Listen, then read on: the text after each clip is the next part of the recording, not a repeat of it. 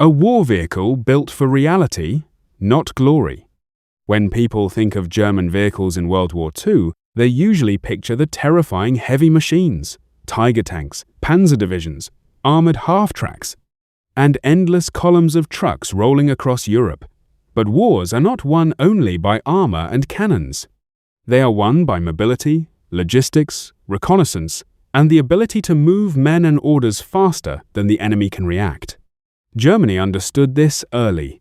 The Wehrmacht needed a light vehicle that could do everything: carry officers, transport small squads, deliver ammunition, evacuate wounded soldiers, tow equipment, and operate as a scout vehicle in fast-moving campaigns. This vehicle had to be cheap, simple, reliable, and mass-producible. Germany did not have unlimited fuel or unlimited resources. The German war economy needed vehicles that could be produced quickly and maintained with minimal effort. That is where the Volkswagen Kübelwagen entered history. It did not look heroic, it was not heavily armed, it was not armored, but it became one of the most widely used German light vehicles of the war. And like the American Jeep, its true story is not found only in technical specifications. Its story is written in the lives of the men who depended on it: drivers, scouts, messengers, field medics, and officers who traveled the front lines knowing that one mistake could mean death. The meaning of the name, why it was called Kübelwagen. The name Kübelwagen is often misunderstood. It does not mean battle car or war car. The word comes from Kübelsitzwagen, meaning a vehicle with bucket seats. Early military vehicles sometimes had open bodies and deep bucket-style seats to keep soldiers from falling out while driving over rough terrain. German forces used similar open utility vehicles before the Kübelwagen existed, and the nickname remained. In reality, Kübelwagen became a general term for light German military utility cars, but the most famous version was the Volkswagen Type 82, the vehicle that became the Wehrmacht's workhorse. This was not a luxury Volkswagen. This was not a civilian car. It was a vehicle redesigned for war conditions, built with one purpose: to keep the German army moving even when roads disappeared. Ferdinand Porsche and the origins of the Type 82. The Kübelwagen story begins with the German civilian project that later became globally famous, the Volkswagen Beetle. Before the war, Germany promoted the idea of a people's car, affordable and practical. Ferdinand Porsche was heavily involved in the design. But once the war began, civilian dreams turned into military necessity.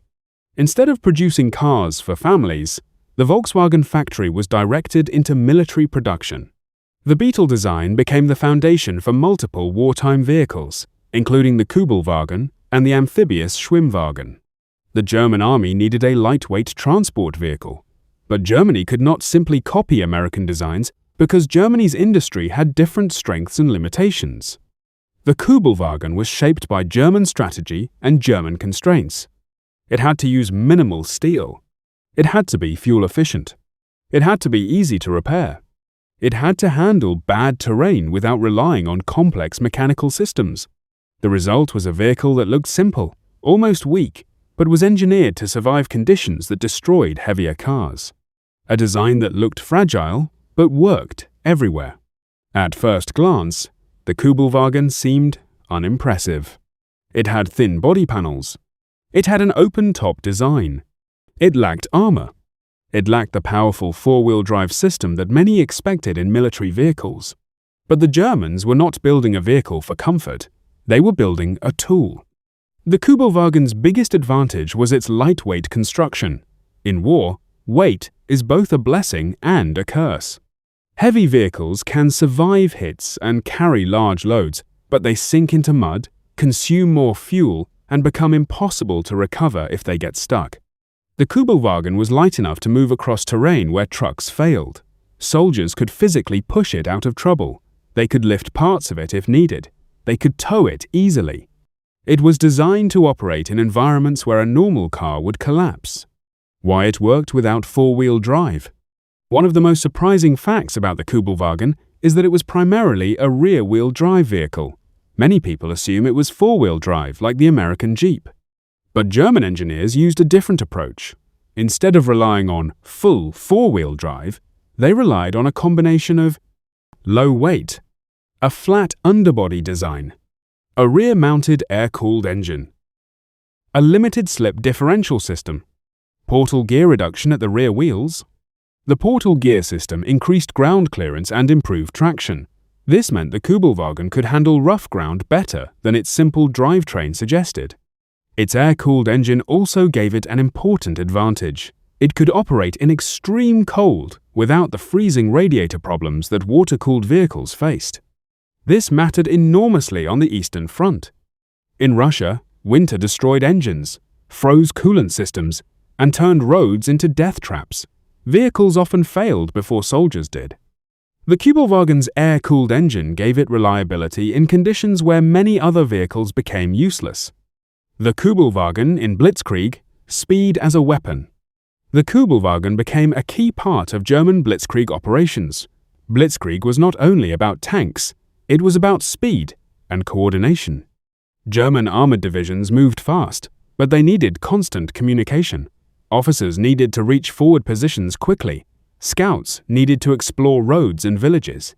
Messengers needed to carry orders when radios failed. Engineers needed transport to reach bridges and roadblocks. The Kübelwagen was perfect for these roles. It could travel quickly on roads. It could move through narrow village streets. It could cross broken terrain better than heavier staff cars. It could carry small teams without requiring large fuel consumption. In early campaigns such as Poland and France, German forces advanced rapidly. Vehicles like the Kübelwagen became the nervous system of the army. They connected the moving parts. They delivered information. They carried leadership forward. Reconnaissance missions.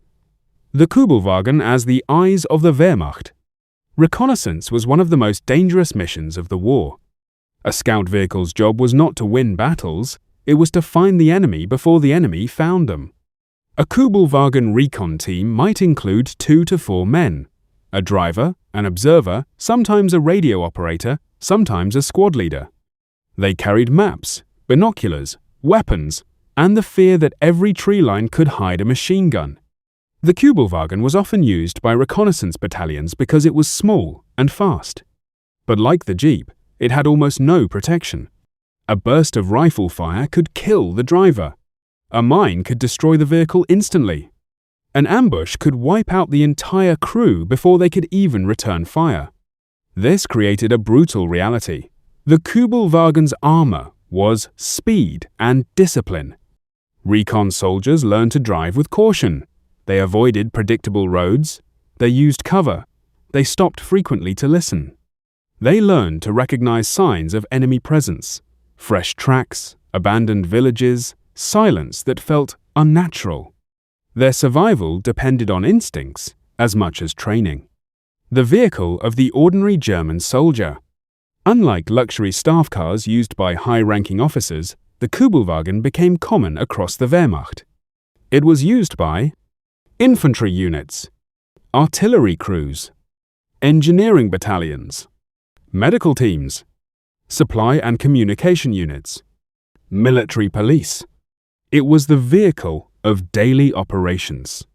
If a German unit needed to deliver ammunition to a machine gun position, a Kübelwagen could do it. If an officer needed to inspect the front line, a Kübelwagen could take him there. If a wounded soldier needed evacuation, a Kübelwagen could carry him.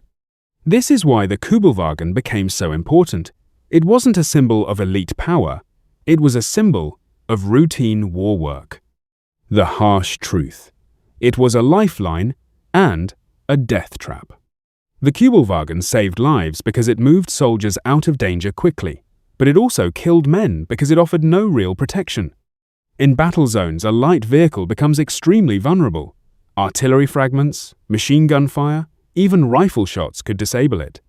Drivers were particularly exposed. A soldier behind the wheel was often the first to die because stopping the driver stopped the vehicle. Many Kübelwagen crews learned to drive low, keeping their heads down, gripping the wheel while bullets snapped above them. Sometimes the windshield was folded down to reduce visibility and avoid reflection. In winter, crews wrapped themselves in blankets and coats, freezing while still needing to drive fast. In summer, dust storms filled their lungs and blinded them. The Kübelwagen was not comfortable. It was war transport in its rawest form. The Eastern Front, the Kübelwagen's true test. If there was a place where military vehicles either proved their worth or died, it was the Eastern Front. Russia destroyed machines. Mud seasons turned roads into oceans of thick dirt. Winter froze engines and cracked metal. Distances were enormous. Supply lines stretched hundreds of kilometers. The Kübelwagen's lightweight design helped it survive. While heavier vehicles sank into mud, the Kübelwagen could sometimes keep moving. Its air-cooled engine was a major advantage in freezing temperatures. Many water-cooled engines failed because radiators froze or cracked. But even the Kübelwagen could not defeat Russia completely.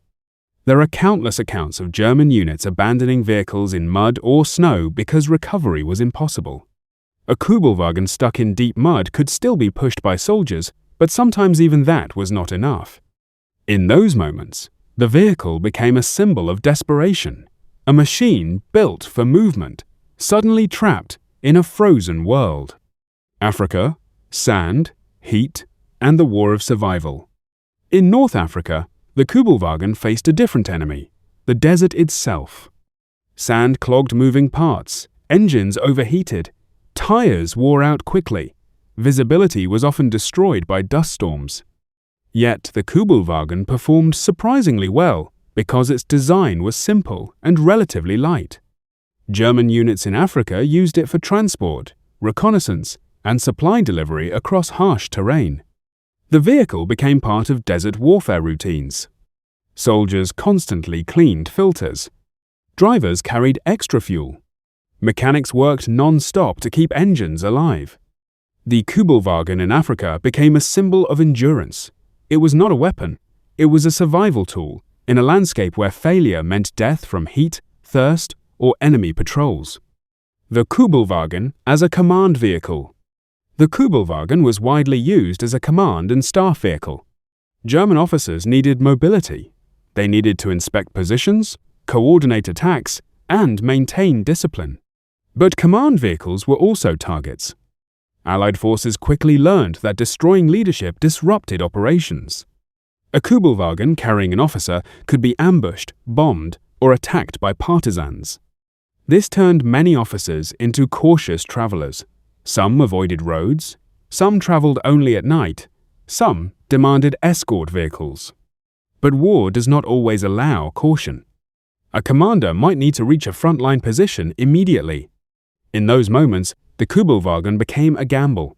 Speed could save a leader's life, but speed could also drive him into an ambush. Partisans and ambush warfare.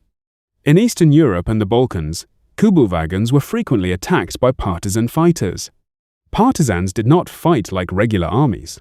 They used ambushes, sabotage, and sudden strikes. A Kübelwagen traveling through a forest road was a perfect target. A single explosive could destroy it. A machine gun hidden in the trees could wipe out the crew. This created paranoia among German units. Drivers feared roads more than battlefields. Because in a battlefield, at least you knew where the enemy was. On partisan roads, the enemy could be anywhere. Many Kübelwagen crews survived not by bravery, but by routine caution. Never stop in open terrain. Never trust a quiet village. Never drive the same road twice. Never ignore broken wires on the road because they might trigger explosives. Improvisation. How soldiers modified the Kübelwagen. The Kübelwagen was constantly modified in the field. Some units added extra fuel cans. Some added toolboxes and spare tires. Some added makeshift armor plates, though this reduced speed. Some carried extra ammunition, machine gun parts, or medical supplies. The vehicle became personalized because war demanded improvisation. A factory design is only the beginning. In real combat, soldiers transform equipment based on survival needs. This made each Kübelwagen different. One might be a radio platform, packed with cables and antennas. Another might be a medical transport with blankets and bandages. Another might carry engineers and explosives. The Kübelwagen's role in German logistics. Germany's war effort relied heavily on horses and railways. Contrary to popular myth, the Wehrmacht was not fully motorized. Many divisions still used horse-drawn transport. That made light vehicles even more important. The Kübelwagen filled gaps in mobility. It allowed fast transport of critical items. Documents, radio equipment, small weapon parts, medical supplies, food deliveries for forward positions. In many situations, a Kübelwagen could reach areas where trucks could not. Its ability to operate with relatively low fuel consumption made it valuable in a war where fuel shortages became increasingly severe. The psychological role, a vehicle that meant escape. For many German soldiers, the Kübelwagen represented something simple: movement away from danger. A soldier pinned down in artillery fire dreamed of transport. A wounded man dreamed of evacuation. A messenger dreamed of reaching headquarters before it was too late. The Kübelwagen became a symbol of possible survival, but it also became a symbol of collapse. As Germany's situation worsened, Kübelwagens were seen abandoned on roadsides, burned, destroyed, or left without fuel. By 1944 and 1945, fuel shortages meant that even a working Kübelwagen could become useless. A vehicle that once represented mobility now represented helplessness. Many German soldiers later described this as one of the most demoralizing realities. The army still had machines, but no longer had the fuel or spare parts to keep them alive. Historical achievements. Why the Kübelwagen became a wartime icon. The Kübelwagen's historical achievement was not in firepower, but in reliability and mass usage. It was produced in huge numbers, making it one of Germany's most common light vehicles of the war. It operated in nearly every theatre: Western Europe, Eastern Front, North Africa, Italy, Balkans. It served as a transport vehicle, recon vehicle, courier vehicle, and emergency evacuation vehicle. It became Germany's answer to the Jeep, though the two vehicles represented different engineering philosophies. The Jeep relied on four-wheel drive and higher power. The Kübelwagen relied on low weight, clever traction systems, and mechanical simplicity. And despite lacking full four-wheel drive, it proved that a well-designed, lightweight vehicle could survive extreme conditions. The men inside, the forgotten soldiers of the road. The most important story of the Kübelwagen is not the engine, it is the people inside. The driver who had to deliver orders through artillery fire. The scout who drove into enemy territory with nothing but binoculars and fear. The medic who loaded wounded men into the back and drove fast enough to save them. The officer who used it to coordinate attacks while knowing Allied aircraft hunted vehicles on roads. The mechanic who kept it running with improvised repairs and stolen parts. These were not famous men. Most of them never received medals. Many never returned home. But their war was fought on roads, in mud, in forests, and across ruined villages. The Kübelwagen was their daily battlefield companion. It carried exhaustion, hunger, cold, and survival instincts. It carried fear in silence at night, when headlights were off and every shadow could hide an ambush. It carried the reality of war, not heroic speeches, but constant movement under threat. The Kübelwagen's weaknesses. What it could not do. To understand the Kübelwagen honestly, its weaknesses must be clear. It was not armored. It was vulnerable to small arms fire. It could not carry heavy loads like trucks. It could not survive mines. It could not compete with true off-road four-wheel drive vehicles in extreme terrain. Its speed and simplicity were its defense, but speed cannot always save you. When artillery falls, when aircraft attack, when an ambush is perfectly set, a light vehicle becomes a coffin. This was a reality for many Kübelwagen crews. The vehicle gave them mobility, but it also forced them into exposure. The end of the war, from tool of expansion to symbol of retreat. In the early years, Kübelwagens moved forward with German offensives. In the later years, they moved backward. They carried retreating soldiers. They carried wounded men away from collapsing fronts. They carried officers trying to restore order in chaos. They carried desperate messages as communication systems failed. By 1945, Germany was losing not only battles but the ability to operate. Allied aircraft controlled the skies. Roads were bombed constantly. Fuel was rare. Parts were scarce. Many Kübelwagens were abandoned simply because they ran out of fuel. This is one of the most tragic ironies. A vehicle built to keep an army moving became useless because the war destroyed the resources that made movement possible. Legacy. Why the Kübelwagen still matters in military history. The Kübelwagen remains one of the most important German vehicles of World War II because it represents the hidden side of warfare. Not tanks, not famous battles, but the everyday mechanics of survival. It represents the war fought by drivers, scouts, messengers, medics, engineers, logistics crews. These men rarely appear in heroic stories, but without them, armies cannot function. The Kübelwagen was not glamorous, but it was essential. It was a versatile tool that operated across continents and climates. Its design proved that simplicity can defeat harsh environments better than complexity. And its history shows the truth of mechanized warfare. The most valuable machines are often not the most powerful, but the ones that can be used everywhere, every day, without stopping. That is why the Volkswagen Kübelwagen is remembered as Germany's versatile light vehicle. A machine that did not dominate battlefields with firepower, but supported war through constant movement, constant service, and constant sacrifice of the men who drove it into danger.